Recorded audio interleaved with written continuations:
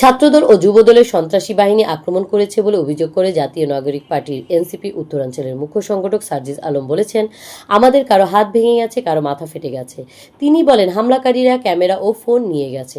এমনকি একজন কর্মীর চোখে রড দিয়ে আঘাত করা হয়েছে। জেলা সেক্রেটারি এক কর্মীকে বাঁচাতে গিয়ে নিজে আহত হয়েছেন। এখানে আমরা বক্তব্য দিয়ে কিন্তু চলে যাচ্ছিলাম, গাড়ি বের হয়ে যাচ্ছিল এখান থেকে। এরপরে আমাদের গাড়ির উপরে কিভাবে রড দিয়ে, দেশীয় অস্ত্র নিয়ে ছাত্রদল, যুবদল, বিএনপির যারা সন্ত্রাসী তারা কিভাবে আক্রমণ করছে।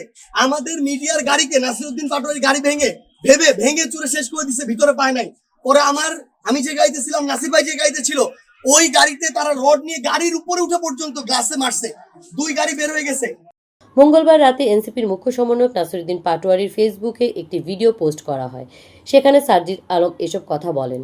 তিনি আরও বলেন, আহত 7 জন ভাইকে নিয়ে যখন সদর হাসপাতালের দিকে চিকিৎসার জন্য যাওয়া হচ্ছিল, তখন হাসপাতালের গেটে পুনরায় আক্রমণ করে তাদের ভেতরে ঢুকতে বাধা দেওয়া হয়।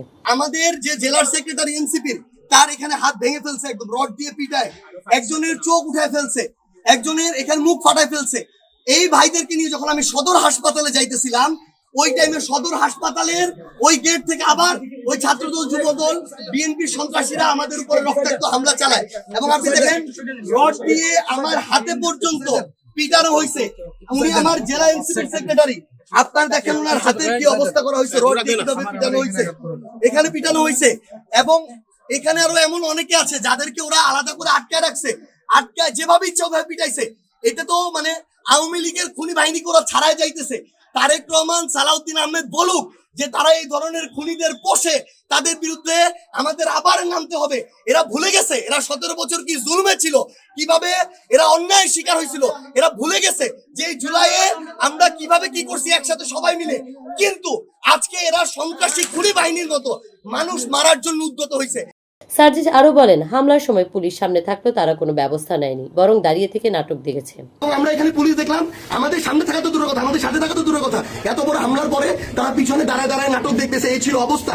এই যদি হয় বাংলাদেশের অবস্থা, তাহলে তারেক রহমানকে জবাব দিতে হবে। হবিগঞ্জে এনসিপির পদযাত্রায় মঙ্গলবার বিকেলে হামলার ঘটনা ঘটে।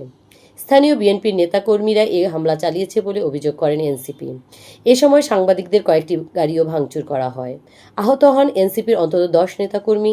মঙ্গলবার বিকেলে জেলা শহরের সার্কিট হাউস এলাকায় এ ঘটনা ঘটে। তারেক রহমান, সালাউদ্দিন আহমেদ বলুক যে তারা এভাবে সন্ত্রাসী পালবে, এভাবে দমন করবে, আরেকটা স্বৈরাচার কায়েম করবে, তাহলে আমাদের যা করে আমরা তাই করব। সিআইপিটিপি বাংলা নিউজ ডেস্ক।